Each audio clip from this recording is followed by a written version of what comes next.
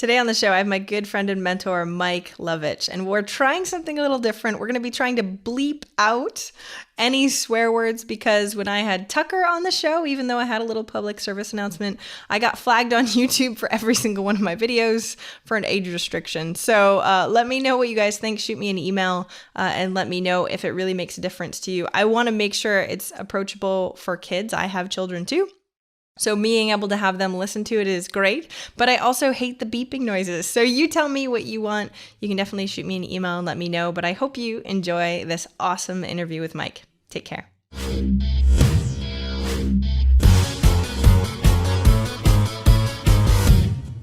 Welcome to Eventual Millionaire. I'm Jaime Tardy, and I'm super excited to have a good friend of mine, Mike Lovitch, on the show. Now, Mike he's a serial entrepreneur, has a bunch of companies. One of them is called RealDose Nutrition. The other is the Hypnosis Network. I'm super excited to have him on the show today. Thanks so much for coming on, Michael.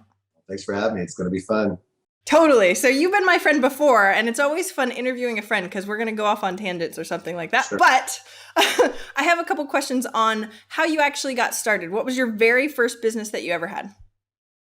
First one was the Hypnosis Network, which is basically, it sounds esoteric. It's a publishing company for psychologists who happen to do hypnosis. And so that was, I was 34. And my wife just told me she was pregnant, and I had a sales job before where I was traveling all around selling software. And I was like, well, I need to do something from home. This sucks. And I knew a lot about hypnosis because that's what I studied in grad school, but more as a science, as a communication phenomenon, not as a new age, past life weird thing. And I saw online that all these people, everybody at the time, they were selling this crazy shit that hypnosis couldn't even do, with crazy promises that hypnosis could never accomplish. And the people who were selling it got some certification, because anybody in the dog can get sorry for the cussing, anybody can go get a certification in hypnosis. There's clinical hypnosis used by real psychologists. So I got angry because I'm kind of stuffy, I guess. I grew up in an academic family, so I actually respect people who do academics and study and actually validate research, things like that. Yeah. So, how do you know that there was a market? So you knew that what was out there was sort of scammy. I knew I hated it. Yeah. And I was in sales, and I kind of got promoted to managing other people. And then some companies would say, well, you need to go to a Tony Robbins seminar with your group. And I went, I was like, this is awful. This guy doesn't know anything. Really? He didn't know his stuff. Okay. Anyway, why do you say that? No, I want to talk about that for a second. He's a hack. I mean, he's a motivational guy, but back then at least, he's better now, but he just studied something called NLP and acted like it was true. But anybody who really studies NLP knows it's kind of half true, but he acted like it was true, and it's not. Like, NLP is useful and has some cool shit. I studied it, but I didn't study it and put a certification after my name and say I knew anything. I studied it to learn some stuff. And if you go really look at the academic research, some of it's right, some of it's not. They put a lot of words on stuff that already had names. Just call it their own. I hate that. I hate people who take things that you can open up any textbook and they put a new name on it and act like they have a new thing. That's good marketing, right? I don't like that. Not when it comes to people's heads. Anyway, so yeah, I'm real sensitive to people with psychological advice who don't have a background in it. Yeah. It's pretty weird. So anyway, that pissed me off, and anger kind of runs me. As people say that's unhealthy, but I'm run by things I don't like, and I want good things. But it usually takes, I could say, ooh, I want to start a hypnosis publishing company. If there wasn't all this bad stuff, I doubt I would have done it. Yeah, why is that? Yeah, because I know that about you. It's really interesting. You get super, super passionate about something, and then you're like, I'm going to change the world in that specific thing and make it better. I'm more motivated by stopping the bad thing. But you can't just stop a bad thing and not have a replacement. So I'm way more passionate about saying, listen, yeah, you can do this without being a liar, and you can do it right. But it's more about stopping that and giving at least smart people an alternative to something. And then once that's why I still keep starting things, is the making it's great and showing that it works and having great stuff. But then I'm not the guy that's going to last for 20 years doing them. There's always some other battle to fight. Yeah, you're like, oh, this one now I'm more passionate about. You need I could have been I either would have done this or be a cop. Some people you need people who want to stop bad stuff, and not everybody's going to be creative. And some people are like, forward, I want to change the world. My mission is to end whatever. And some people are like, I got to get the bad guy. And so that's my motivation. But then I also want to create some good stuff for people. But I will say that it's the stopping the bad that's a little more interesting to me. Were you always like that though? Like before you even started your business, when you were in sales, or when you look back, were you always like that? Yes, I only worked for companies and software that I believed in. So like I was in database, I was in security business, and that really matters. Like the company I work for, we were encrypting like government databases and all that kind of stuff. And there's a lot of crap. And so, yeah, I usually work for small little companies that are just coming in that were better than the people who own the market. And it's kind of like, yeah, these guys, they have a big brand name, but they're not doing anything. And so it's fun to also like some little company to help them out. It's not fun to help out big companies. It's fun to help out little small people who are really, the people are great. Sticking it to the man, doing it right. Yeah. Those people doing awesome stuff, but they don't know how to market the right of paperback. They're fun to help. Market the right of paperback. You know what I'm saying? Like, yeah, I do. People are out there, but usually they're not. The people who really know their shit usually are bad at self-promotion. Yeah, humble is usually a good thing, except when you're trying to do marketing. Like in the case of the Hypnosis Networks, I found therapists who were real psychologists. And so I went to the only two real organizations. I'm like, who's training like all the other psychologists on hypnosis for X? Who's the best? And they're usually in academics and with a little private practice. And so that's what I wanted. And these people aren't promoting. These guys don't even know how to promote themselves. They're known because they're great, not because they're self-promotional. So I needed their stuff out. So all these self-promotional certification, whoever, people are out there winning the game. And it's like the real people out there, nobody's even heard of them. And so my job was to get the great people out there, and that's fun. Yeah, I mean, that's one of the reasons why I do Eventual Millionaire. It's not about the people who write the books necessarily. It's the people that are in it right now, and I want to know what's working for them, not the guy who's like, hey, look at me, I did this thing, right? Which I think is hugely important. But the interesting thing with yours is you started doing this and you wanted to, market and help people, right? But you weren't a marketer beforehand. So how did you learn the marketing in order to help these people for Hypnosis Network? I was in sales, and marketing is just sales. Like Joe Sugarman, my idol. Good market, or that was Ogilvy actually, but marketing is just sales and print. That was Ogilvy, wrong person. And that's all it is. A lot of marketers just, if you look at the corporate branders, a lot of their marketing isn't really that great for DR, direct response, because they don't know how to sell. There's kind of missing the sales part of marketing. And then there's a lot of marketing books. And then my master's was in persuasion. Oh, that helps. Yeah. So I studied it, and that's why I started studying hypnosis as a communication. Like we're all on hypnosis. It's just a communication event, and how do we change each other's minds? Which is extremely interesting. Okay, give me some tips, advice, or whatever you've got. I know you hate these questions. I know you do. In terms of trying to help persuade people, right? I mean, it's basic sales 101, but most people don't have this stuff and don't understand that. How can we get better? I think the basics is, of course, that Cialdini, the persuasion book. I don't want to go recite somebody's book because I haven't made up anything. That's the cliff notes. And then it's just how you execute it. I would say that the basics is the big part of the social proof is, I think, more important than anything. That's in his book. And also the fact that, whether they like you, and it doesn't mean like you as a friend like you, but whether they like and trust you, like whether you can talk to them like a human being or not. Like a lot of people underestimate people when they market to them. I think that people like to think that they're smart. And my dad always said people are a lot smarter than you think, just not in every area. Because my dad was like, be nice to everybody, and people are real smart. Like, I don't know how to fix a car. Those guys, they might not know math as well as I do, but they know this stuff. So everybody's really smart in their own way. Yeah. And just treat them with respect. And people, like, if you talk smart with people, you'd be surprised. And so persuasion's about being authentic and truthful and doing the tricks, to do it. It has to be real. And that always worked for me. So I don't do a lot of tricky, weird persuasion, tricky thingies. I know guys that works for it, but I hate them too. Because I don't like to, I think tricking people for money is not a good pastime. I appreciate that. Yeah. I hope everybody appreciates we know in that. Our group, a lot of people do that. And that's all they talk about. So I am hesitant too to talk about tricks. I mean, there are things you can do, but I would not do them, I guess. And you don't need to. Yeah. Well, I think that's the cool line, right? I think that's what's really interesting. It's that you like learning this stuff, learning better marketing tactics and techniques and stuff, and getting better, because your conversion stuff is really interesting too. You don't want to sell something to somebody that they don't need or don't want. Like, that's horrible. Who wants to do that? But we also want to get better at selling. So where's that line on how that happens? Right, like it's the whole thing. Like, there's how transformational do you get? I guess how much do you push people to make? If you want to sell something that's the next evolution for them, then you first have to make them transform into wanting to be bigger, wanting to be richer, wanting to be better looking, wanting to be healthier. So that is the question. So I'll do some of that, like to push somebody to want to be somebody different. So, and I think you do. I think one thing all of us and more people, everybody's trying to get a little better at something for its own sake. And that's really cool. It wasn't like this even 4 years ago. It's something I've noticed. Really?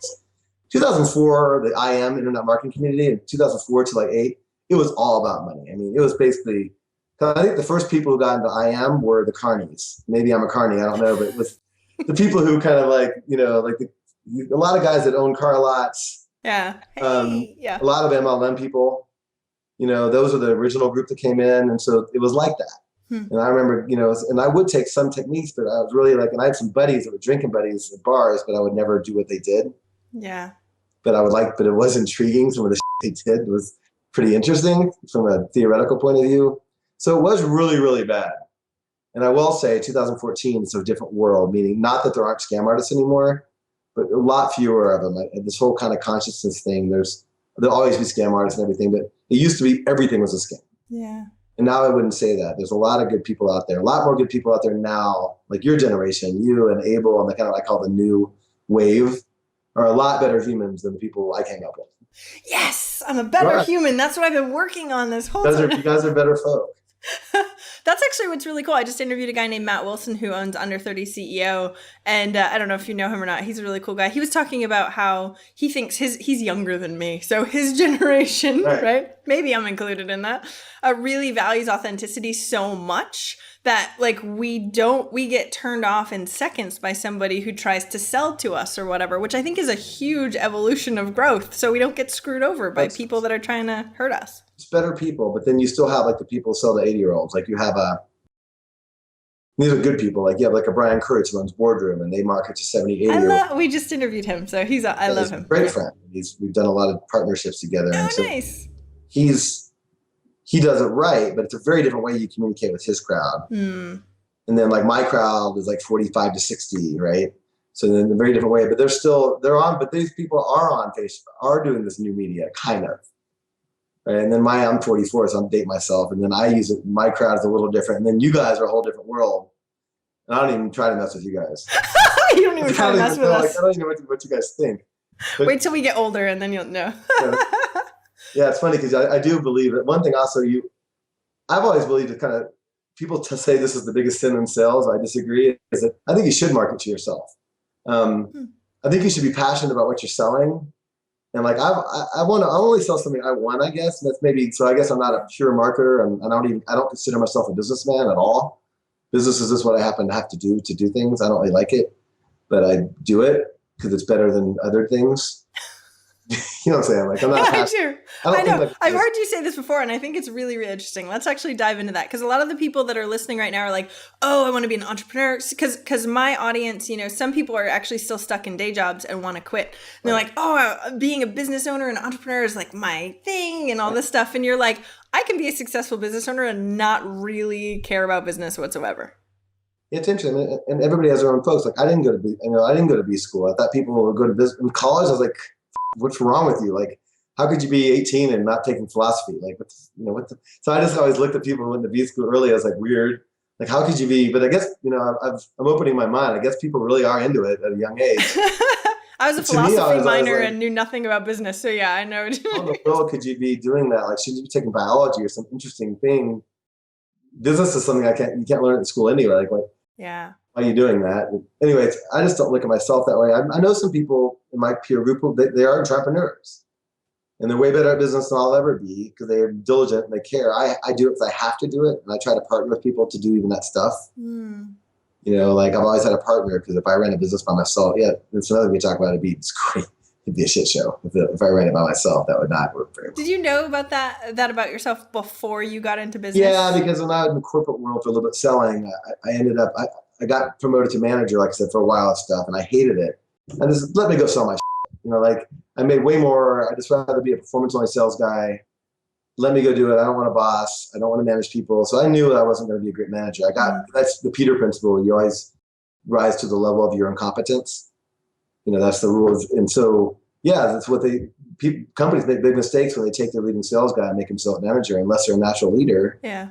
That's what they do. It doesn't mean they can manage Well, people. because what sucks is that it seems like that's the only path there is. Oh, if we want to do this, then you move up to the next level. But that doesn't always work. That's not your strength at all. Give them better commission or more tools and let them go. Like Yeah. keep them happy. Give them more car. Just because let us. So I'm more of a sales guy that way. I want to be myself, and so I knew I wasn't. I don't like running structures for people, and I don't like thinking for other people, and that's what it takes. So did you get a partner for Hypnosis Network right away? So tell me about that.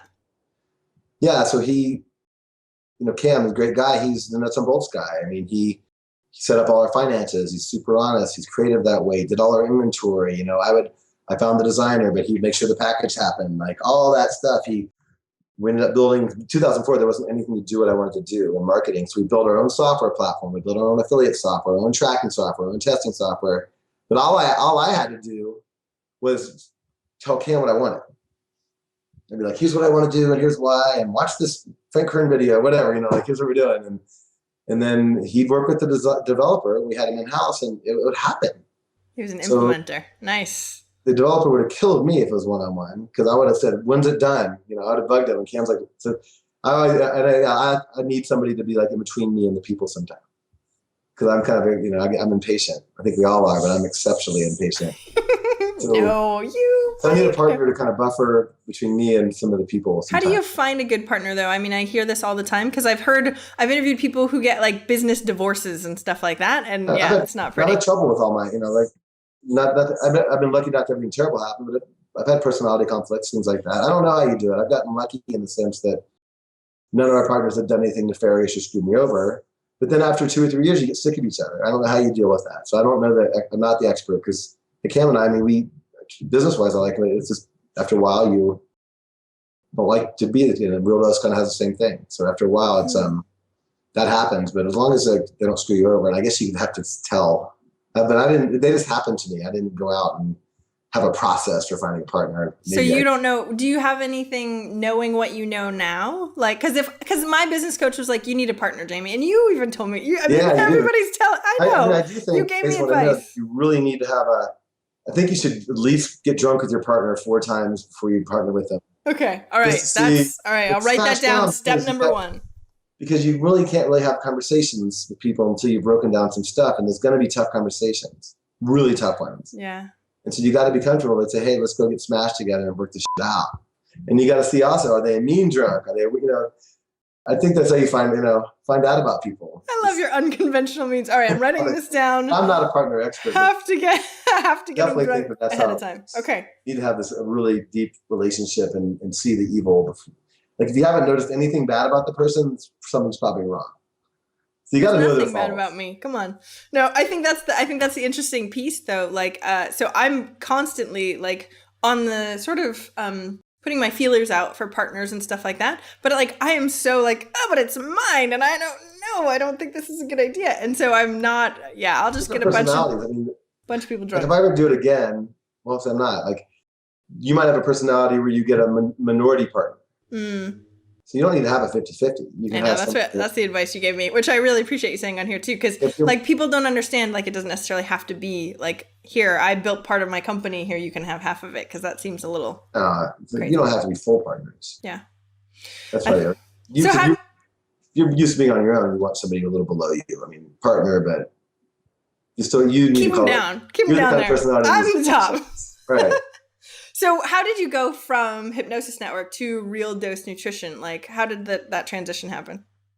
Along the way, I started kind of helping out because people were surprised that worked, right? And then our best-selling product was this weight loss product, which was, by Dr. Temes. It was amazing. And all it was a diet adherence program. I mean, it wasn't like milk, fat in your sleep kind of bullshit with hypnotic powers. It just made it more likely that you would follow a plan that you had decided on or were given. So we made it for that purpose. So it was diet agnostic, right? So it wasn't like, here's what you do. It was like, session 2 was all about picking a plan you'll follow. And then it was about adhering to it.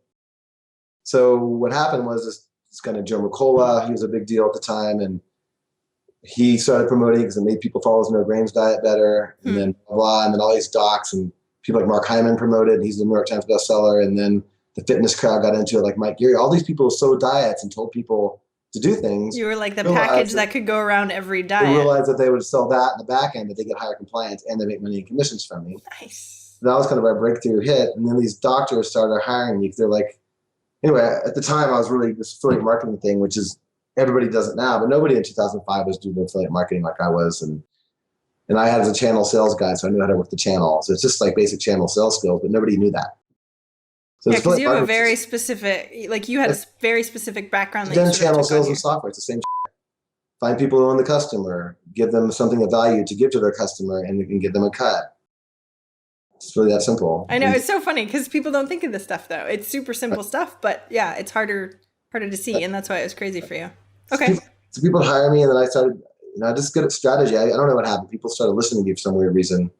And one thing I saw was that I'm a supplement junkie. So my mom has had me on supplements since I was a little kid. She's a PhD physiologist, and she would like sneak wheat germ onto my spaghetti. She's one of those people. So I just grew up with this family where there's, to take this, take that, So I was already indoctrinated. And then when I saw, I'm not going to mention any names, from certain people when they were formulating, they weren't, I'd say, they weren't doing it in a way that I liked.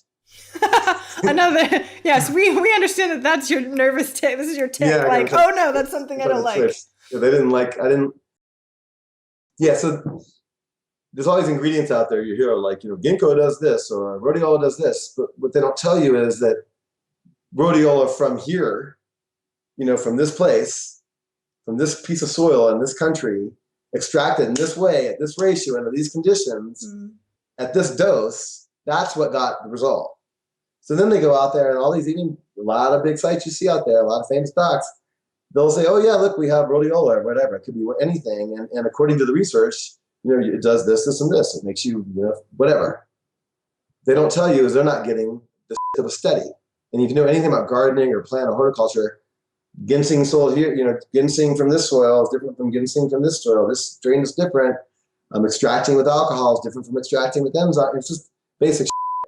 And then, if the dose was 300 milligrams a day, how are you going to guarantee that 100? And then nobody ever tests synergy, by the way. So if anybody says they have a synergistic blend, they're lying. So anyway, that angered me a little bit the more and more I was doing it. So I just thought that nobody would do it. So I was like, well, I'll do it. You're like, well, I have to, of course. I had a partner I had a partner with another supplement company that wasn't doing it the way I wanted. He always wanted to partner with me on a supplement company. Huh. And I said, I'll do it, but we do it this way. And then the doctor, Dr. Steve Siskins, who's, my third partner, we were looking for doctors to help out. And he came on, and then he said, can I just buy into the company? He liked it because he's like, nobody's doing this. This is amazing. And so he bought in, and we started it, and it took off. So it wasn't tricky marketing. It was just nobody had done anything proven before. And then now it's cool because there's 2 or 3 people out there doing kind of what we do. They call themselves different names. So they're our competition in a way, but I'm glad because at least we're not the only ones anymore. It's cool. I mean, it's kind of ate into some of our money, but it's still. But they're changing more people's lives. In the grand scheme of things, I'd rather that. Definitely. So now there's standards. Now it's not just us. Because it's still the bad guys. We're still all after the bad guys. I'm fine with competition that's doing it right. Like there's a lot, and then I also, as I got higher in the industry, met some other people who I didn't even know were doing it right. So not, which is cool. They just didn't market well. Yeah. So I ended up meeting a lot of good guys. Oh, that's awesome. So and then they can see how well you're doing marketing. Not everybody was bad, but you couldn't see the good guys. So it's kind of cool. So we're not the only people doing it with science, but other people are doing it, and people were doing it before us. They just weren't talking about it well. We just knew how to market, so it's a good thing. Yeah, definitely. That was also started out of anger a little bit, like, come on, like, this is crazy. That people are like doing this. Exists. And you have the Dr. Oz crap. So you have all that, and then the Amazon thing that happened after. It's just. Yeah, so I don't even know what that is. What year did you start? What year was so I said I was going to ask, what is that thing that you're drinking out of? It's the secret to my success. No, it's a $8 carafe from Target. It's just huge, so you can drink more. No, so I put my water, and I'll put like branched chain amino acids in it, and lemon, and some other stuff in here. Just kind of sip on all day to keep my stuff, to keep my dopamine going, motivated without having to OD on coffee. It's just this huge. Okay, good to know. Then I should show you my coffee and my. I do have water, but 2 days a day you're hydrated. Whenever I drink out of I have glasses. Whenever I drink out of this, everybody thinks I'm drinking out of a flower vase. That's a mega base. Yeah. Well, yay. But yours is better. I'll check out a $12 thing from Target. Is that what it was? Rubbermaid. Rubbermaid. All right, good to know. I'll write that down. That's that's everyone's action item for the day. I get all my clothes too. I get the Morona line comes out once a year at Target. And you buy them out, right? Amazing, yeah. It lasts a year too. So what year was RealDose Nutrition started? 3 years ago, almost to the day. I mean. Oh, really? Yeah, we had the concept like in June of 2011, and then August we had our first affiliates, and then Oh wow, that's really quick from June to August. Yeah, we were doing over $1 million a month before the first year was over, which is crazy. Not the calendar year, but the first year of business. Yeah, that's ridiculous. Okay, and do you just say that was because you were the new guys doing this differently, or was your marketing just really amazing, or what? Nobody had our argument before, and then nobody at the time. Well, a lot of people at the same time. We were like one of the few people at the same time. When Mike Geary, he did his first like animated doodle VSL ever for marketing purposes. Mm-hmm. And then we, of course, are all good friends. And I'm like, so it's kind of a race to see who would do the first one for something else. We were, I think, the first. Ed O'Keefe had one, though. We were like one of a couple. We were one of the first people to come out with doodle art, 30-minute edutainment video for a supplement. And it would have been hard to sell our product without being able to explain it. Because we were able to explain what I told you. Like, here's how they do it. Here's how we do it. And we threw everything. This thing's the most, our margin side, this thing's expensive to make. So we could explain why they're paying so much, and we can explain why they need it, and so now they're everywhere. So that way we still actually back out really well on them, but you have to do new things now. But that was very revolutionary at the time. And now it moves so quick. You can't, it used to be in 2005, whatever, you could have something, a control last year. Those days are over.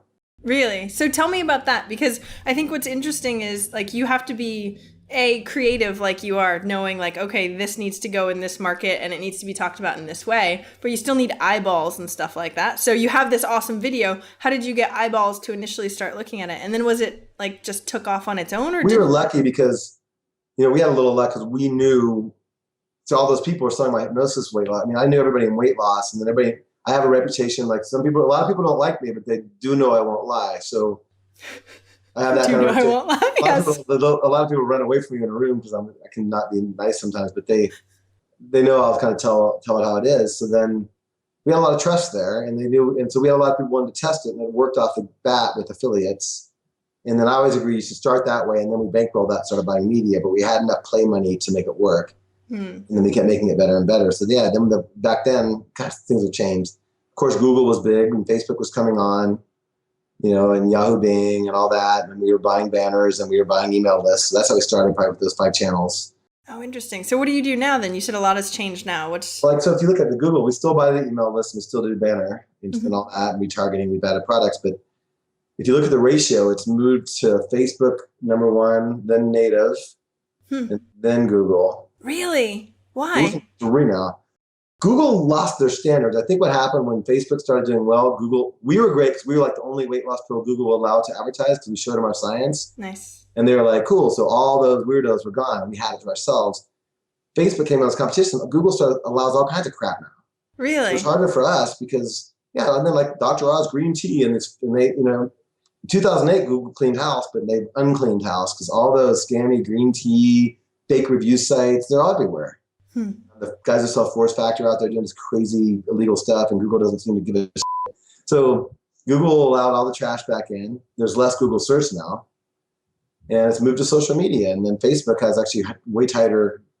So Facebook's harder now. So we like it the harder it is. Nice, yeah, because it keeps out the scammy, crappy people. We like rules. Yeah, I like FDA rules. I like FTC rules. I like bans because as long as you do it right, you don't have to worry about it. Nice. Where do you see things going then? So Facebook right now is super hot. Everybody's super excited. But do you know like what might be coming up? Well, from what perspective? I mean, you have from the media buying perspective. Yeah. I want give it all to me, Mike. Whatever you've got.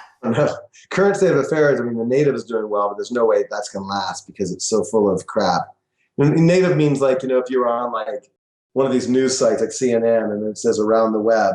Oh, yeah. That's native, right? And so Enrelate does that more for gaming market, Outrain for the news sites, and they actually have standards, and you have Taboola, which everywhere. But a lot of these publishers, that's how they're monetizing. And if you can write a good ad and then say, hey, this ad goes to video, you can do very well. But they're allowing, Taboola's trying their hardest, I think, to get better at standards. But if there's no standards, but it's working really well now. Yeah, but like you can look at, I'll be on my phone, I'll be like, oh, around the web. And you're like, oh, that's scam. So I don't click on any of them. But people do. Yeah. Well, and for a little while. Edutainment works, or an article to a video, like there's a million ways, a two-step, whatever, however you want to do it. There's a million little thingies you can do. Where it's going is going to be interesting. I mean, you never know till you see it pop. I mean, I like I really think it's all going in a good way toward better and better content. And the way we're doing it will probably go away. But that's fine because we have a good customer base, and it's going to be more referral based and share based. Nice. And people are smarter now, and they're going to go to multiple sources. It's also community based, so you really have something that has to really work. And then get the problem online though is all the fake review sites and all that can hurt everybody. Definitely. So they'll take us, and we have a bunch of people who will like create sites they're trying to sell one diet pill, and then we'll be on there and they'll give us 3.5 stars, and they don't even have it right, but then they're hard to fight. Yeah. So I don't know where it's going. You never really know until it happens. I do know it's going more toward content and amplification. And then as more and more, the thing is, that's what I was thinking about today is, it used to be, here's kind of what you do. That's the way you do it. Now there's like 20 million ways to get successful. There's no one way. You can do the podcast to app thing, like the Abel James model, and then sell your content. You can do what we do and buy media. And then where media is going, I don't know. But yeah, media buying is going to predictive buying now. So there's more and more intelligent platforms. And so you have to be really quick and know, it's fail fast. And all media buying is can you survive while you lose money until you figure out what works? It's like, tell me more about that, because a lot of people don't understand media buying in general. A lot of people will buy media and then it won't work. They go, I quit, it doesn't work. 9 out of 10 things we try doesn't work. You just got to lose less money on those 9 than the money you make on the 10. And then you got. What's your system for testing and stuff like that? Because I know you're hardcore on this stuff. Like, this is crazy. We're always trying new channels whenever they come up, and then we have kind of and it sucks because we have a guy who runs all that, and then he has to answer to us. And so I just look at the P&L and like, if we lost money that day, we're like, what happened? And he explains. But no, you always have to be creating, the thingy that gets them there. You call it a banner, an email, whatever. You're always testing those, and you just keep. It's landing page testing, and then you're split testing all the time. And you just got to have, figure out how, you do get a sense of it. And it's always different for different industries and different channels for when it's a loser. How long do you give it? How long do I keep testing these banners to get a high CTR so I get a lower click rate? Yeah, well, and that's the thing, especially people that are new to this don't know that. Or they're like, oh, well, let me try Facebook ads. And then I dropped $500 and I made no money. They suck. It's simple arithmetic. All the platforms now reward you for high click-through rates. And so then your click is lower, and then can you back out? So it's all these little variables. So you just wait for a winner that gets clicked. But then you got to know, like on Facebook, something will be hot for a week and it goes away. Where on Taboola, it might last for 4 months. Google lasts almost forever. Yeah. Because there's search traffic, right? So the different things have different lifespans. And then you got to make sure, okay, what works over Taboola won't work on Facebook. Well, so then you have all these things, and it can be a mess. And so then you got to hire somebody who's organized to watch it for you. Well, see, and that's my question. So for people that are just sort of getting into, I've never really done paid traffic at all. And I'm sort of looking at all this stuff. And that's why I'm talking to you a lot and going okay, I don't know exactly the best ways to do this because it seems crazy. So if somebody was to just sort of get into this, do you suggest they go and find a Facebook guy that knows this stuff really, really well and just do it? Or should they be figuring it on their own? What we've always done, and I've always done, is I try to find the best. I'll give you Austin guys. There's a lot of good Austin guys. Julian over there is in Austin, right?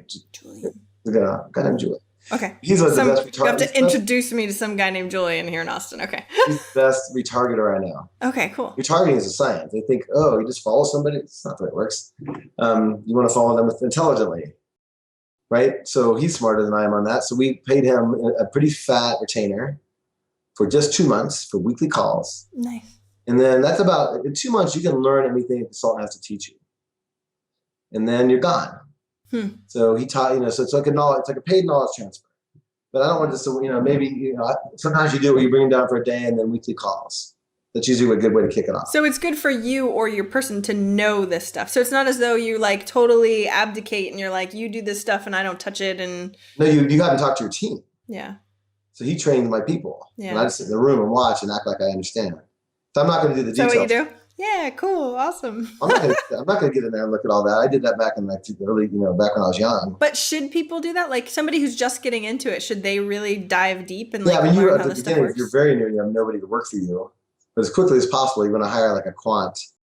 The different skill set. So the entrepreneur skill set is not necessarily a media buying skill set. Yeah. You want somebody who's really good at math, who's never gets tired, likes to work, doesn't like to socialize. You do not want to socialize. These people because they're just looking at numbers, man. Right? It's just not the same personality. Yeah. That's awesome. I just met Zach Collins, who's here in Austin and works for Facebook. I don't know if you know him yet or not, too, but he's like, I'm a numbers guy. I'm like, yes, you are. Crazy numbers guy. So it's kind of understand theoretically. It is hard at the beginning. I do understand. So you do got to kind of learn it yourself, but just know that you're going to burn out if you keep doing it. Okay. But if you can learn enough to have it start sort of working a little bit for you, I think that's the thing that a lot of people get. They give up because they try, because there's both the learning curve that they have to learn, but also like the testing part. So they don't know what's going to work. So their learning curve is way the heck more than most people. Also, it changes every 4 months. So like, and that's the thing, right? So how is anybody who's brand new to this going to know? Like there's a guy, I'm not saying he's the best, but I follow, and we all follow. I pay for his membership on Facebook. I named John Loomer. I don't even know the guy. Okay. But we're actually really good at Facebook. We actually did this with somebody else to run Facebook. And we're amazing at it. But we could probably teach, I couldn't, but G could, but then he's always on it. So anything new, so we I should call him up actually. Like, I don't know why I haven't called, but we pay his monthly membership to find out what's new because he's on it and he just seems so intelligent and he has good references. So something like that, where you can if somebody who's on it, writing a good blog like that, just on one, and so don't follow somebody like how to buy media. It has to be the Facebook guy, the Taboola guy. Okay. Yeah, find that because they'll know the newest, coolest, and the little tricks. Like Google AdWords, like Perry Marshall, like Google AdWords, just that. You don't see him doing. Well, he's dabbling where he should, but he's really great at that. I love how opinionated you are, Mike. I bought Perry Marshall's course. Back in 2005. Wow. I learned AdWords when we didn't have any money from the book. Yeah, that's awesome though. Yeah. So you really do invest in your own learning and stuff, but thankfully you now have the cash flow, so you can have someone else do it, and you don't have to worry about it. It's going to be really hard. You're trying to build a business, and in my opinion, the most important part about a business is the creativity and the message.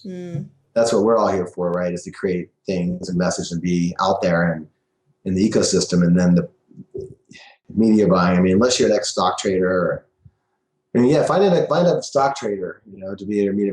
That's what Zach used to do, which is funny. He's the numbers guy. I'm like, that's crazy. I'd have been the worst. I mean, find somebody who has a similar stock traders. I mean.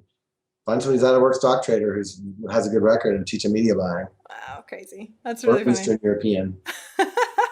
That's awesome. I know we have to start wrapping up in just a second. I really appreciate you coming on the show, and I know you're going to be in Austin soon, so we'll be able to hang out. But what's one action listeners can take this week to help move them forward towards their goal of 1 million?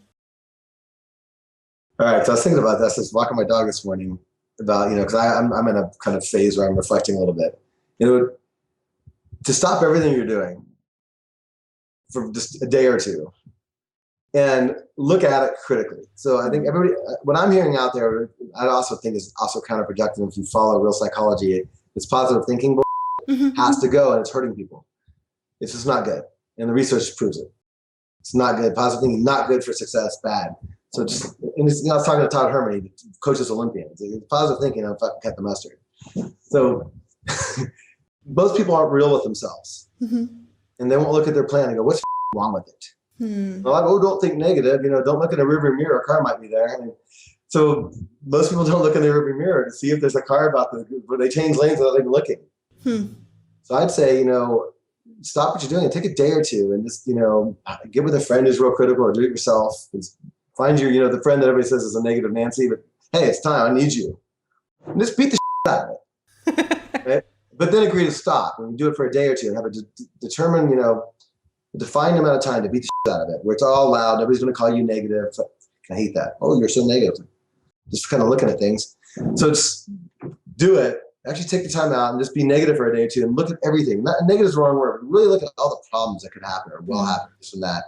And then take 3 days and figure out how to fix it. Then start over. Because I don't think nobody takes the time to just have the negative day. That's a really good point. I mean, but know that you're going to come out of, define it, and then the 3 days, then you can have fun and go, okay, here's all the shit that could go wrong. And that guy, I don't know him, but I read his book. That Ryan Holiday, he's in Austin, I believe. Yeah, right? he is. Yep. So I don't know him, but I read his book, and he has that Obstacles Away book. And so you're going to find all these obstacles. Well, then make them the way. So everybody's scared of finding out this real stuff that's bad. That's where you're going to get rich. Is you're going to find the solution to one of those problems, and that's going to be where you have your big win. Still be afraid of. Yeah, that's a huge point. We are so busy on like, as soon as you feel negative, that I need to meditate and feel better and think of all the good things and all that stuff. And negative depression, all that there's a reason for it. It didn't just, so things that we have didn't just come. They have evolutionary benefits. Like sometimes depression and nervous is a sign that you might have to change something. How about that? What a surprise. That's why I keep you around, Mike. So you always keep it real. You tell me how it is. You can't mask stuff. That's how you get disease, and that's how you get pain for no reason, and all that is repression. Happy, happy, happy. It doesn't work. You got to deal with it. Yeah, you got to actually take some time to look at it, which sucks. Don't get me wrong. It's not it's like, woohoo. Yeah, but you can have fun. You can have fun bitching about it. And you can, get some whiskey out. Whatever. All right, next time you're in Austin. Oh, negative. That's my another thing. I have a negative. I'm going to create a whole business around this. Negative day. I'll go facilitate negative days. I'll make you feel really bad. This is so your brand, Mike. Everybody already knows this about you. It's perfect. I don't get paid to make people feel bad. That's actually that's really good. I love this. Thanks so much for coming on the show today, Mike. Tell us where we can find more about you and all the stuff that you do online. Oh, I mean, if you want to, the supplement company is RealDose Nutrition. This www.realdosenutrition.com. And then the hypnosis audio programs, it's just hypnosisnetwork.com. Cool. And we'll definitely link up all that fun stuff. And maybe on social media, I'll take pictures of you and me having a negative day or something like that. I still got to figure out the social media. That's where I'm like, old man. It's all mystery. I can mark it on it. I know I need to go to you. I'm like, all right, you'll help me with a negative day. I'll help you with that. Baffling to me what happens there. Awesome. Thanks so much for coming on the show. I really appreciate it, Mike. Yeah, thank you. I hope you enjoyed that interview with Mike. It's always fun to be able to interview a friend and mentor. And it's funny, actually, I was at a meetup the other day for the Dynamite Circle with Dan and Ian from the Lifestyle Business Podcast. If you haven't checked that out already, that's definitely a great podcast. Also, I used to listen to it before I even had a podcast, so they'd been doing it for a very long time. And somebody came up to me and had listened to the podcast quite a bit before, but was like, you know what, I never read books. But your book really made an impact on me. And he told me a whole bunch of amazing, wonderful things about the book. And that's the reason why I did it. I'm so excited that I can share the message in a book form that I worked my butt off in. So if you haven't already checked out the book, you can go to theeventualmillionaire.com and buy it right there from Amazon. Please let me know what you think of it. If you've already bought it, either leave a review on Amazon. That would be amazing and wonderful. Or just shoot me an email. I would love to hear your thoughts. I hope you have an amazing day. Take care.